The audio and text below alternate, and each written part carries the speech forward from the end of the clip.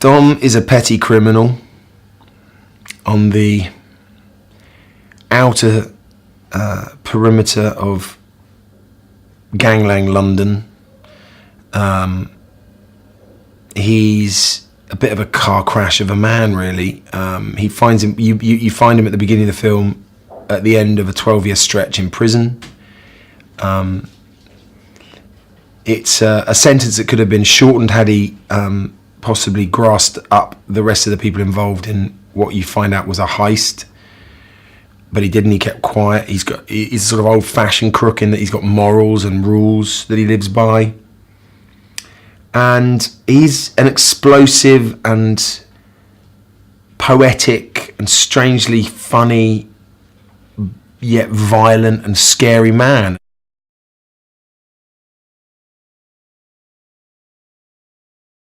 He comes flying out of prison at 100 miles an hour, and really the film is just an hour and a half of experiencing him in all his colours.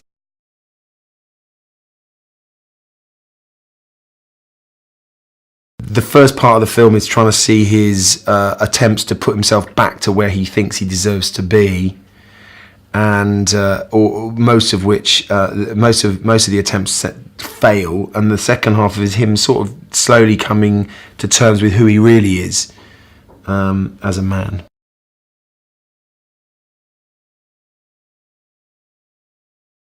First and foremost, Richard Shepherd, our wonderful writer-director, has a great ear and writes wonderfully, and in creating Dom, recognised the sort of the pass we could get if, whilst behaving badly, he spoke in a way that was so attractive and funny and entertaining, and it's like everything spews out of his mouth, so he riffs on words that sometimes don't make sense and makes up words in an almost a kind of Falstaffian kind of character, larger than life. It's almost like he's a sort of modern day, drunken poet.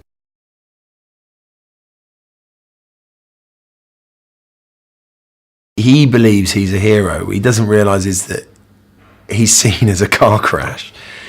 But there's a strange sort of sense of belief in himself, and ultimately he's also a decent guy, albeit a violent man, an abusive man, and self-abusive as well as, physically abusive to others.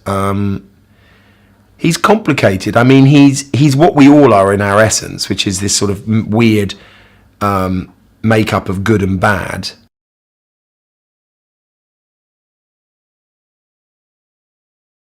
Part of me knew deep down, having read it, that I had to play him. I so wanted to play him. It was odd. I'm not saying there's a lot of him in me, but there were sides of him that I knew I had never been allowed to entertain before, and wanted to.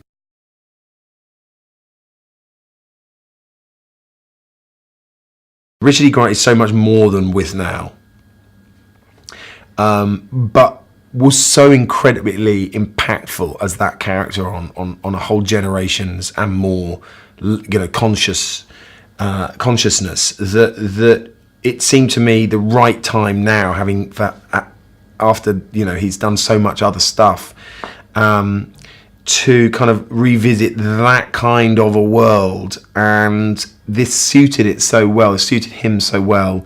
I just thought it was really intelligent casting, really brilliant casting, and refreshing, and I wanted to see him do it, and luckily he wanted to do it, and we were really lucky to have him. He brought a wonderful compassion, and Dickie's love of Dom and Dickie's sort of forgiveness of Dom is a very important element to the story.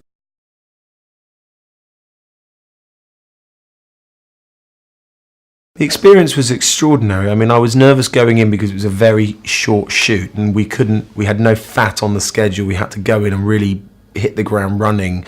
In fact, I think we filmed some of it even in the prep days, and a lot of that stuff is in the film because we were ready to go, but we knew that we needed to get as much elbow room as we could to make the schedule work and have time to shoot really important things, scenes rather, with enough time on our hands.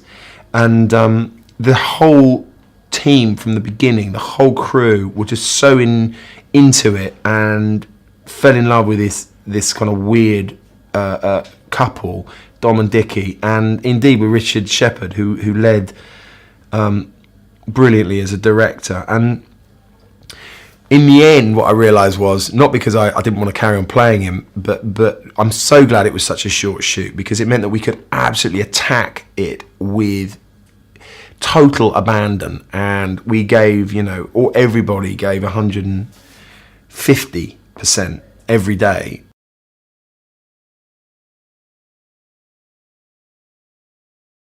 The film in itself is very individual, and that's what makes it so exciting. It does have the elements that are familiar.